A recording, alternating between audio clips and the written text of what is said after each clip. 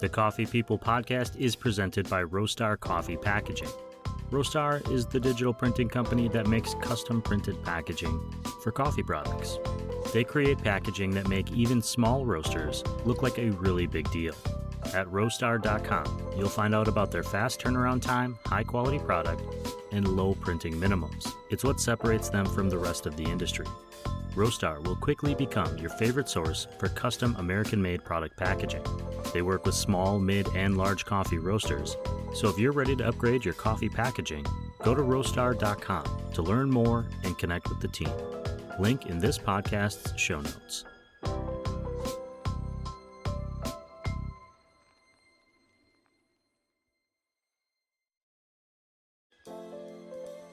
Do you want to make a podcast? Check out Spotify for Podcasters. Spotify's platform lets you easily make a new show, then distribute it around the world. You can even monetize your podcast.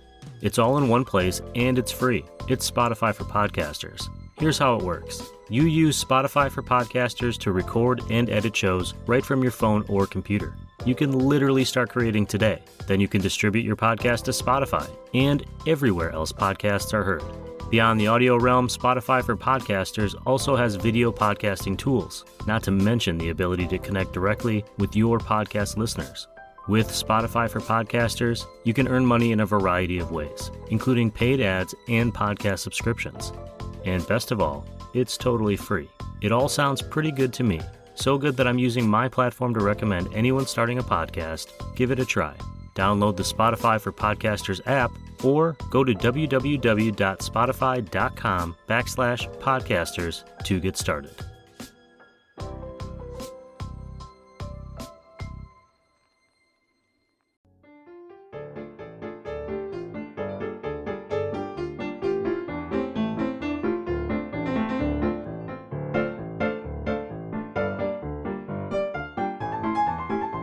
Hey, good morning, everyone. Welcome back to the Coffee People podcast for a bonus episode of the pod featuring two entrepreneurs who are in the throes of a true coffee shop adventure.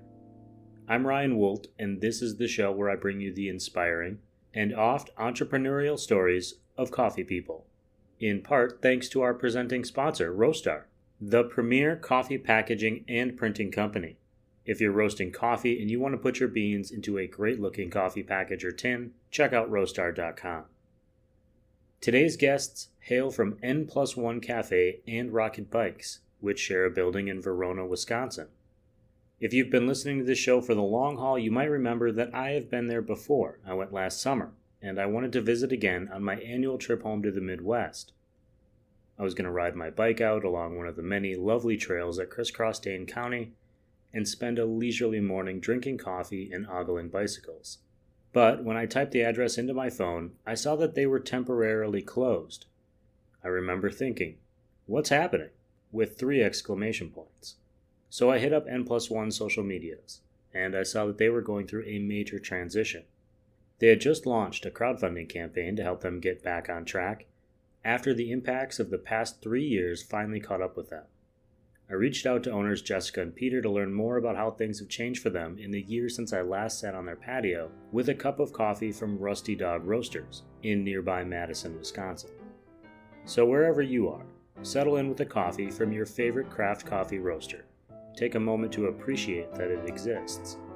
And enjoy this Coffee People bonus podcast featuring Jessica Laufenberg and Peter Oyen, the team behind the coffee, beer, and bicycle shop soon to be relaunched. Hopefully relaunched after a successful crowdfunding campaign, as Rocket Velócafé.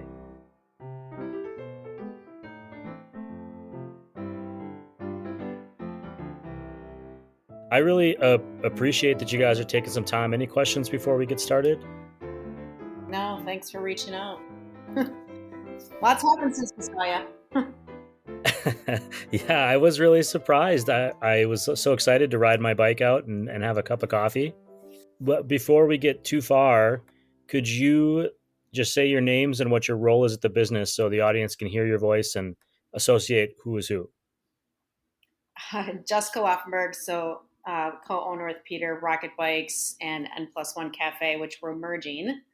And owner, I'm exercise physiologist, biomechanics specialist for 30 years. And then became a barista and all that kind of fun stuff. So I'm Peter Oyen. I'm Jess's business partner, life partner, yeah. everything. And I am the lead head mechanic sales. I'm a one man show at the bike shop. I'm a great bartender. I'm very social, and I'm the third best barista at our cafe. Yeah. Well, it sounds like you both know your roles. You just mentioned that the concept was Rocket Bicycles and N+1. You emailed me earlier to say Yeah. that will hopefully soon become Rocket Velócafé, kind of one Mm-hmm. entity. You're currently crowdfunding some support for your business, and I'm going to ask about that. Sure. But before I do, I want to learn a little bit of context for myself and anyone listening. What inspired you to start these businesses originally and start them in Verona, Wisconsin? Well, it is all my fault. So I moved back here in '01 after grad school and work, and then opened up a multi-sport coaching facility in Verona and was working with athletes of all levels and started getting into bike fitting, and people weren't feeling good on their bikes. And he had a 9 to 5er, and he was always a bike nerd, and kind of then we started I was always sending people out to different places for bikes and getting a bike tune up, and it would take forever. And he's such a bike nerd. And why don't we just sell the stuff here? Why can't we do that here? So he started side hustling outside of his day job. And then in 2009, so I was like, well, I started SBR in '05, and then '09, Rocket Bikes opened. He started doing it before and after work in '09, and then by 2010, it was like either you do it or you don't. And so he went full time Rocket Bikes. So that's how the Rocket Bikes part started. So I was doing the coaching training, he was doing the bike shop, and then in 2016, I actually sold SBR to Bill, and SBR is on the other side. When you were at our studio last year, he's over there, so he took over the whole coaching and training and all that. So I sold that to him in 2016, and then we just had the bike shop. Then to add the cafe portion of it happened, and we were looking at the building that you saw. I started looking at that building in 2010. We didn't move into that building until Well, 2017, 2018. Yeah, we'll backtrack. I mean, I started looking at it in 2010, and then in 2014 we went in to go actually buy it, and then we needed a 50% renter in there to bankroll it, and it fell through, and so we stayed where we're at. And then 2017 the new owners, like basically on the same day, Peter called, they called, and they're like, hey, we know you, and we walked in there and took the space over and relocated Rocket Bikes in 2018, and then the cafe part of it was added. And we had a different name at the time because we didn't want people to think they had to be a cyclist to come in. We really wanted to be very community based for anybody, and it really has done its job. Mm-hmm. I mean, it really has fulfilled what we wanted out of it. We relocated in August of 2018. We reopened the bike shop, and then late winter of 2019, the cafe opened. Perfect timing. I think everyone knows what happened right after that. You put all your money in, and you do this whole thing, and then open another business. And when we did open the cafe, we were looking for, like, we have our beer license, our wine license, so we always knew we wanted to have a kind of a social vibe, kind of a chill cocktail aspect of it as well. And we were ready to go in November of 2018, but the city of Verona was, hey, let's hold up a beat. Let's make sure everything's good. That's why we opened in 2019. Well, that was one thing I noticed, and I wanted to make sure that everyone listening kind of knew about your place, was that there's the bike area, and then there's the cafe, and I had coffee there, but there was also other offerings and beer, very local or very curated experience. I felt like there was coffee from all over the place, but it wasn't just like, hey, we got a wholesale brand and we're throwing it up there. You were kind of talking up these indie different roasters that you were bringing in and different beers, which I appreciated, and then kind of a big open space where both sides could congregate and where groups could be, which I really appreciated. This year, when I came back, I thought I'm going to ride out there and enjoy a cup of coffee. And I went on your website to check the hours, and you were not open temporarily. When you did open in 2019, the whole enchilada, let's say, I'm assuming there's a lot of excitement. The coronavirus hits. how did that impact you right away? You were still kind of in the beginning of figuring out how it was all going to work in real life. Well, it didn't. A week before the pandemic started, my father passed, and I'm sorry to literally, hear that. yeah. So that was kind of like the kickoff. And a week later, we were told we couldn't be open. So like we got put into our apartment. My dad died. Two businesses that we just like we took our like that was our investment, was the building and the businesses. And so going into the pandemic, we had hardly anything because we had just flipped that into the bike shop and the cafe and the relocation and all that stuff. So it was just a big scramble of we have no real as a restaurant we have no history. We have like 10 months of history. But January and February 2020, we had already doubled.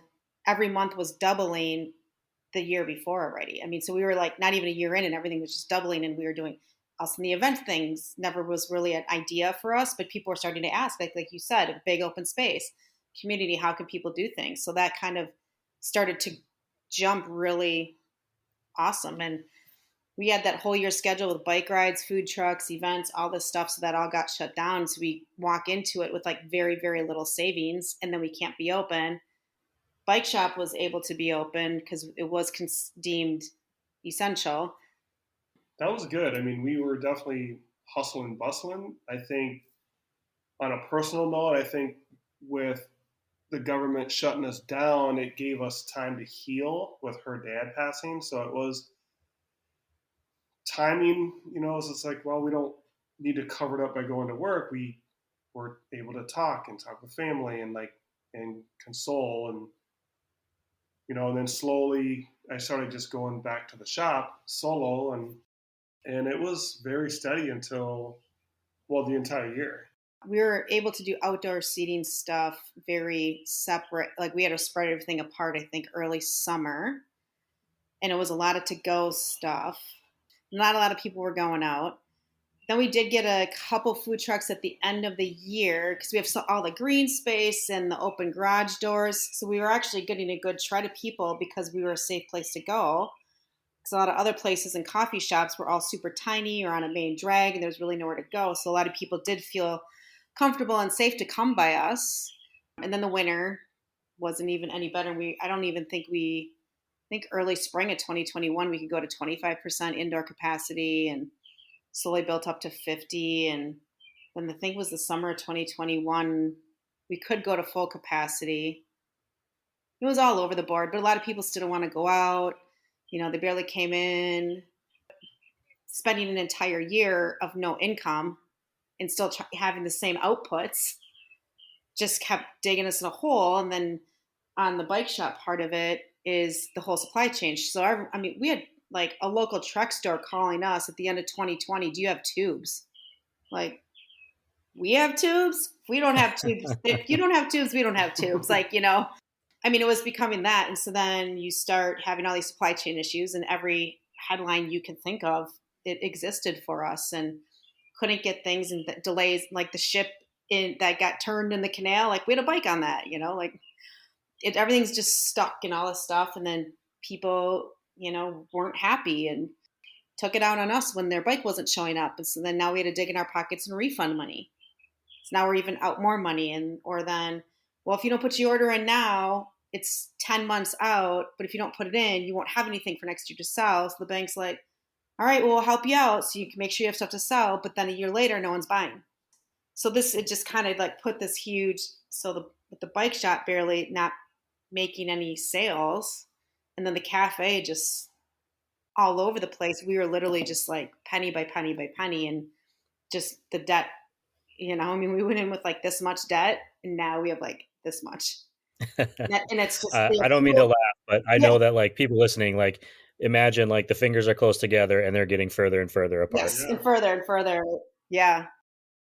I don't want to take too far away from this.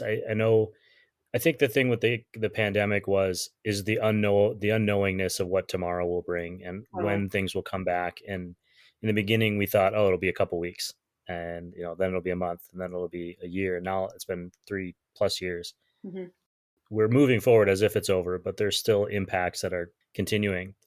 I want to kind of sidestep a little bit and just ask, what role does a cafe and a small business like a bike shop hold in a community like Verona, which is a suburb of Madison, a bigger city? What was a very small, tight knit community that has been exploded by the entrepreneurship of the Epic business, which I can. Well, I mean, the whole cafe part of it really did start because the old location, so many people started bike rides from our place. I'd have a pot of coffee going on in the morning. Everyone would do other group rides, and we'd help coordinate stuff. And then someone would run up to the grocery store and go get a 6-pack and have beer after. So it's like, okay, with this relocation, it's always coffee and beer are bookending on bikes. And so that part to keep them there, and it just seemed to fit. And it's definitely a big thing, East Coast, West Coast, very new Midwest, is to try to put all that sociality and keep that going for people in a different way. And we just want to keep it very simple and different. We never didn't want to carry and do what everyone else in the area does either. That's why we have different coffee brands, different local foods, things like that, and not like bakery and things like that. So it's a different, and we want people to experience it. And Peter came up with the whole thing is we create a relationship with you through bikes, coffee, and beer. Like we want to have relationships created that way. So that's how the cafe plug-in kind of cultivated up out of the bike shop. And we just, like I said earlier, we want to make sure that people didn't feel like they had to be a biker to come in. It could just be for anybody. And that's happened. And it just seems to work. Mm-hmm. I don't know. And we wanted to make sure the atmosphere that they came into fit that too, that everyone just felt comfortable. Very simple, very clean, mm-hmm. White walls, natural wood, steel. Light, tons of light. We used the building's 80 years old, so we really wanted to keep that oldness to it, I guess, with some modernness. Sure, that character. I don't know if that answers anything. Well, I think everything answers. I mean, I come from a restaurant background. People that listen to the show know that. And at the time, as a young person learning the business, I didn't necessarily think as highly of it as I do now.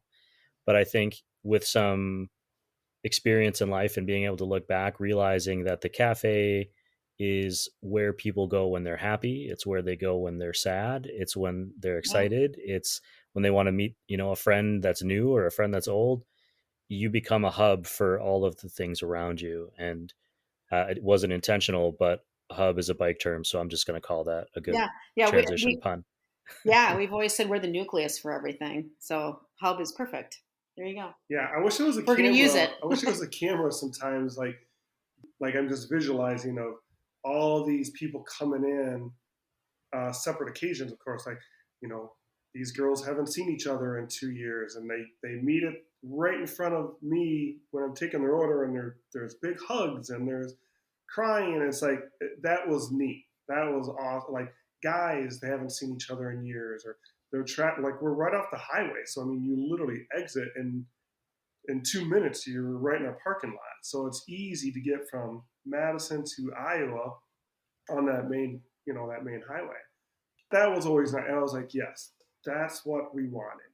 And even locals bringing their kids down and reminiscing and hanging out. Like Jess said, that, not to beat a dead horse, but it was like, yeah, there's subtle things that's like, it's a bike shop, but it's not a big box shop where there's hundreds of bikes on the floor. It's very curated and a studio. Yeah. So it's simple from this bike brand to this bike brand, this price point, that price point. It's no big deal. Yeah. Everything's intentional. I mean, with the bike shop in the beginning and even the coffee, like you said earlier, about making sure we expose good coffee and why and good brands and very traditional and retrospect to everything and curate all that together. It just matches.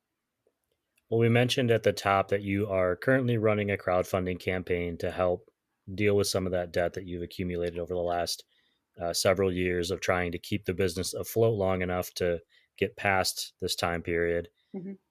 I just checked it a few minutes ago. You've raised just a hair under $40,000 from 277 small donations. It's a lot of individuals that have reached out to do that. I'm wondering, one, what made you decide you were ready to do a crowdfunding? what was that emotion like? And how do you think it's going?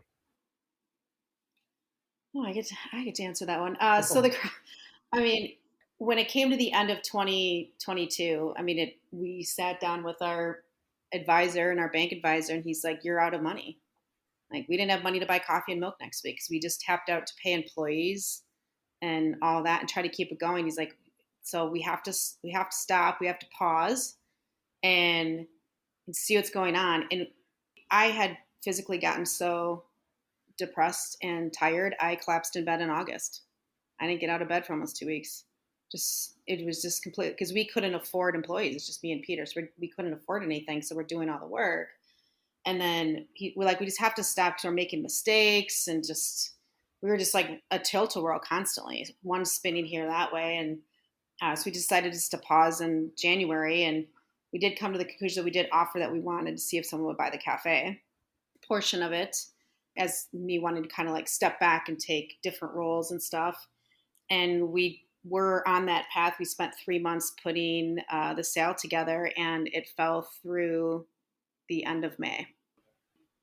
Then to kind of circle back to the crowdfunding thing, when everything, we're looking for alleviating a debt, but we need working capital. If we want to get back working out, kind of like a Kickstarter, like everyone else did it during the pandemic. They were looking to help alleviate debt, keep money in the door, keep working capital. So that's kind of our collective goal. It's just happening now. And we probably had over 50 people tell us this since January, but we weren't ready. And we didn't think it was right for us. Like, I think we were focused on the 50% of the sale of the cafe, and that's where our mindset was. And then when that all went down, we're talking, you get the news on a Tuesday. I'm freaking out, calling my friend in Phoenix, who's a business owner.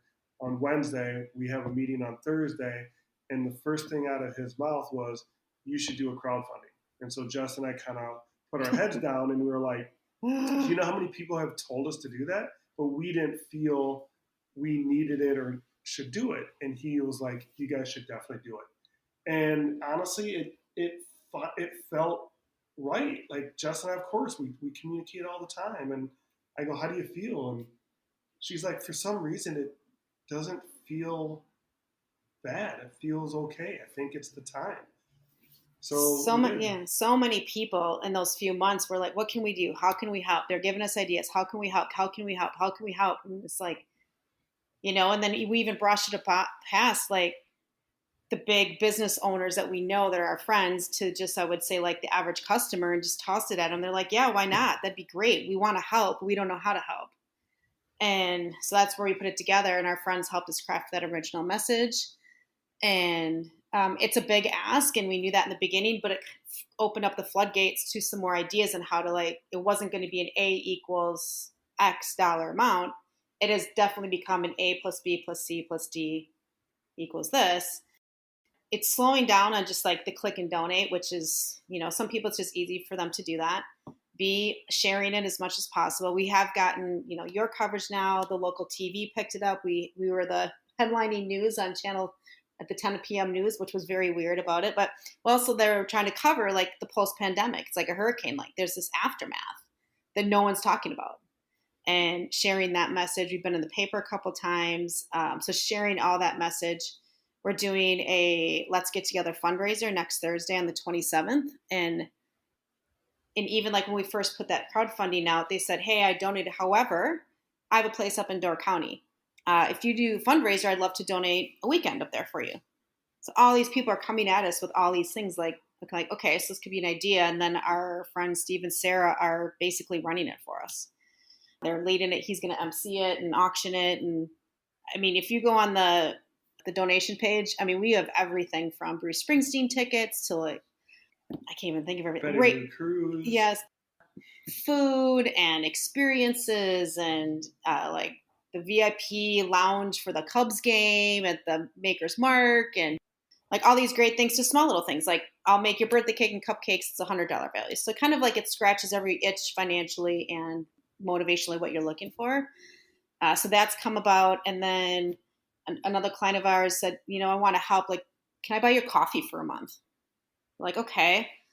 And he said it a couple times. So now we're going to come out with sponsor of the week. So for $500, you could sponsor the week, and and that's kind of covering some basic operating costs. But then you can use us and our platform and our bike cafe to do whatever you want. If you want to wrap the tables in your logo, that's fine. So we have a couple people we haven't even publicized it yet, but a couple people have said they want to do it. And then they can guest bartend if they want and barista. But then if you want to guest barista, you're going to tell all your friends you're guest baristaing, which is going to expose us.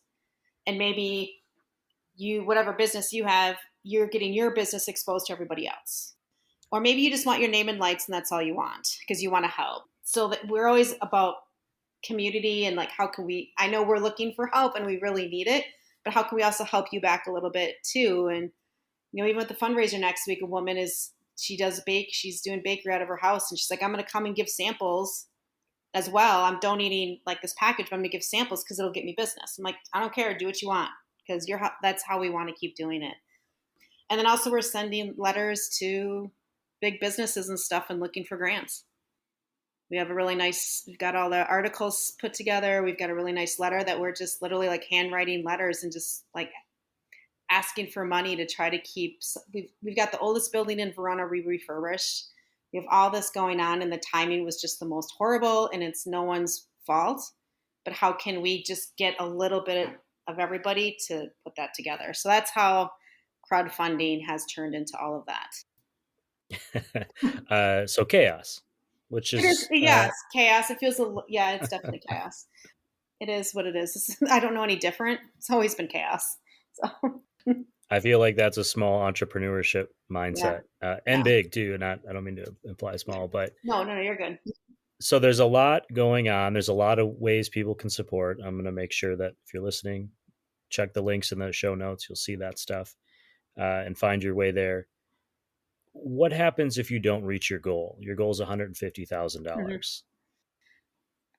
I'm trying to figure out this part. When you actually look at the donation page, we're not there, but we have other things coming in that are getting us there. And that's where we're trying to communicate. Because like if someone writes us a check for $1,000, I can't show it on that page specifically. Right. So there's all these different ways that are totaling it. So we are confident that we're getting there. And our plan right now is that we're going to open the first week of August. So reopen as Rocket Velócafé. Why change it? Why combine it into one thing instead of the two businesses?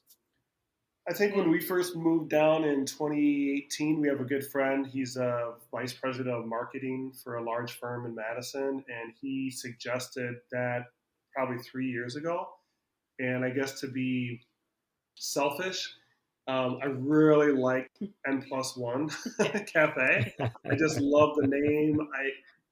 It was us, another place in Australia, and I think a place in Florida that had N+1.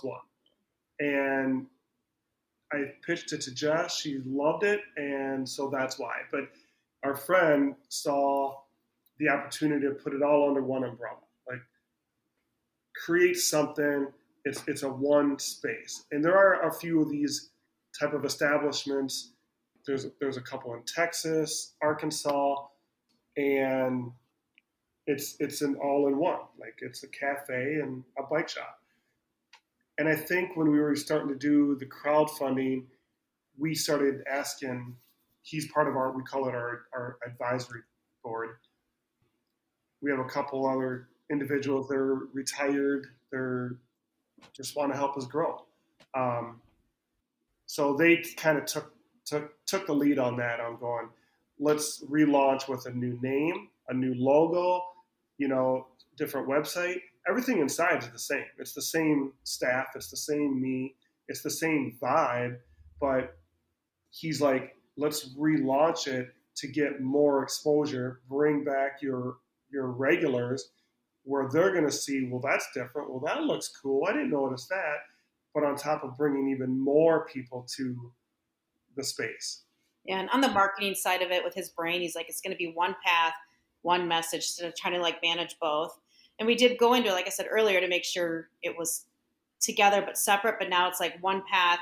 And we have battled, like it's confusing for people, and we get that. But we're on the inside looking out, and now they're on the outside looking in. They're our advisory team who's been our customers for 10, 12 years. So it's not like they're brand new people we scooped off the street, and we didn't wake up one morning and go, hey, let's crowdfund. This was like very, very, Oh, yeah. very hardcore discussed, but putting it into one package and one messaging, one for all. It's still bikes, beer, coffee, and more. It's a social space, and just making it under one hub to help clean up the message to everybody out there. Rocket's his nickname, actually, so that's where Rocket comes from. But as a marketing side, Rocket is strong. You can say, hey, we're going to go to Rocket. Still keeps that theme in there, and Velócafé, so it's a little panache and got a little cachet to it, and it's still a bike cafe, and it is, and we're telling you what it is now. Versus like, well, what's this and what's that, and like the N+1 up on the wall, we got the definition. Like those little things are all going to stay. It's just putting more of that marketing platform and path together. We're listening now instead of taking the lead and like, this is our business. We'll do that. We're like, all right, tell us what to do. Yeah. And before I get too far away from it and come to the end of this little conversation, a lot of the people listening aren't going to know what N+1 means. What does that mean? N+1 is the number of bikes you have, and typically it's 3, and you always want one more. And actually, in the Greg LeMond book, there's a book. It's like, I don't know, like 101 rules of cycling, and I think rule number 11 is N+1. You always want one more. And it also kind of fit with the beer and the coffee and stuff. It's like, well, I always want another beer. I always want something else. I always want a little bit more. So that whole definition works. Sure. I know it'll still be cosplayed and stuff like that in our marketing and stuff like that, but we're just making it very simple on the outside for one word. Yeah. Rocket. I know I always want one more as well. Yeah, you're always shopping for another. Yeah. I went to 3 coffee shops today, so and I at one point owned way more than 3 bikes, but I've since pared back. I only own 2 now. So you fit us very well. I have found my path to less bikes by buying more expensive bikes. Oh. that is like there's different meanings, right? Definition 1 and then definition how to get N-1 buy more expensive bike. Yeah, the budget has stayed the same, but the number of bikes I can fit in that little window is smaller. Yeah. Is there anything we didn't cover about this crowdfunding campaign, about the future Rocket Velócafé that you really want people to know? No, I think we covered everything, and and we've had a couple people message us of, like give up and all that kind of stuff, and which is, we're going to get a couple of those, but we just always we want people to know, like, we do have, like, behind us, there's this huge team of people behind us. We have a team, like these people that were all going to be in this ownership team. They're not owners right now, but they're all helping us do all of this work. They wouldn't have helped if they didn't believe in it. Yeah. That's what I think we keep reminding ourselves. We're like, they could have stepped back in months ago. Like when we had the one business partner back off, he's still on our board.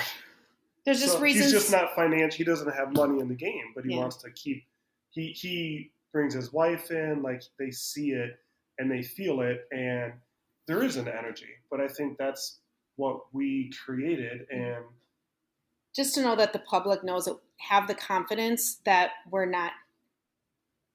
we have a plan.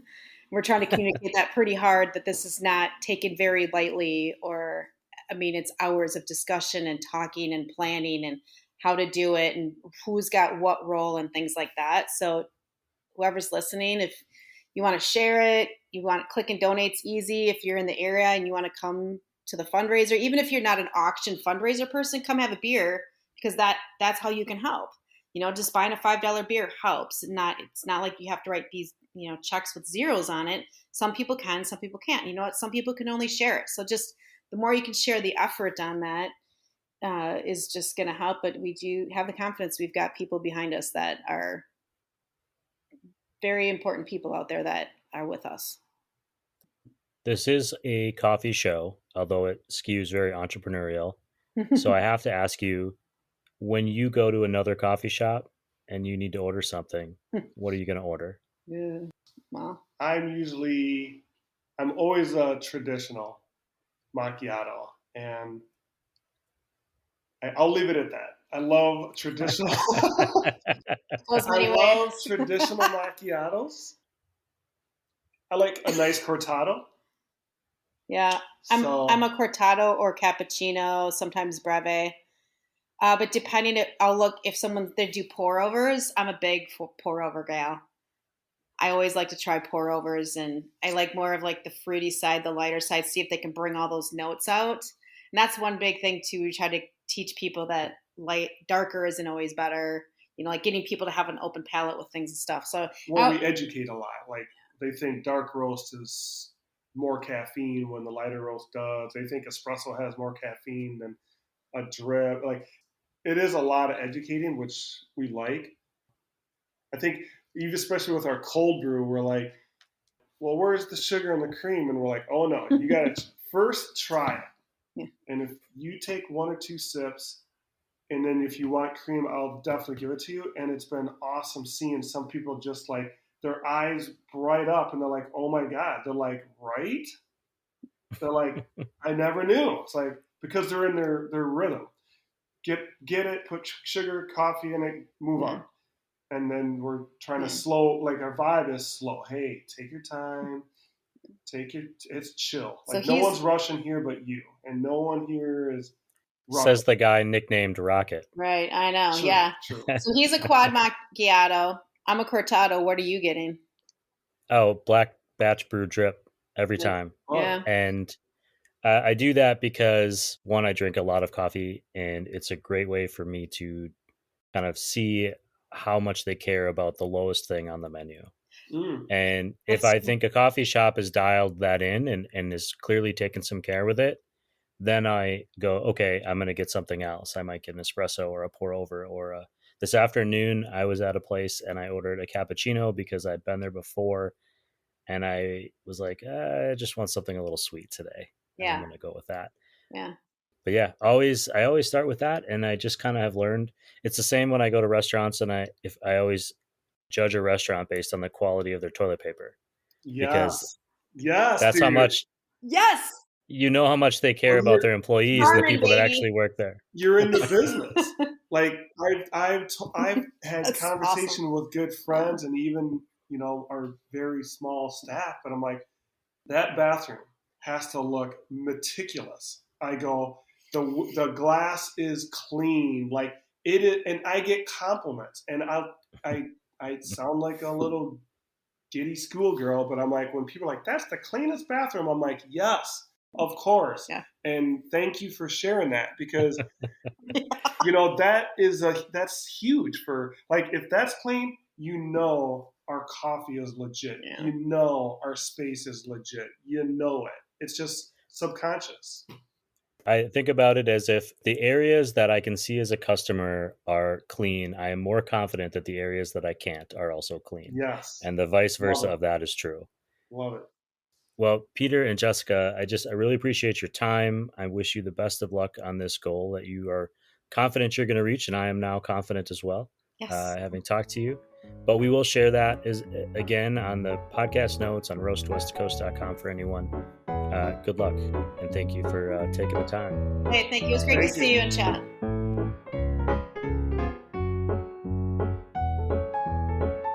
Okay, to recap, the business is all Jessica's fault. It started at a chaotic time, unintentionally. The first year of any new business is always stressful. All the planning and the ideas are playing out in real time. Peter and Jessica were also managing through some grief, and then were confronted by the coronavirus pandemic. Which, if you're out there thinking, but that's over, no. We've all gone through a life-altering shift in the history of the world, and we deserve a pat on the back, or rather a hug or 10 for that. The daily fear may be gone for most, but the impacts are still being felt, especially by many, many small businesses.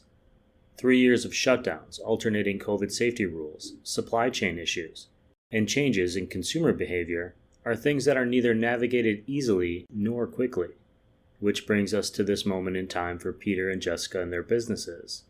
Facing an uncertain future, worn down physically, mentally, and financially, all options were on the table, including selling the business. The timing wasn't right for that, but it was for a crowdfunding campaign. The community has been wanting to support Peter and Jessica. They just needed to give them the opportunity to do so.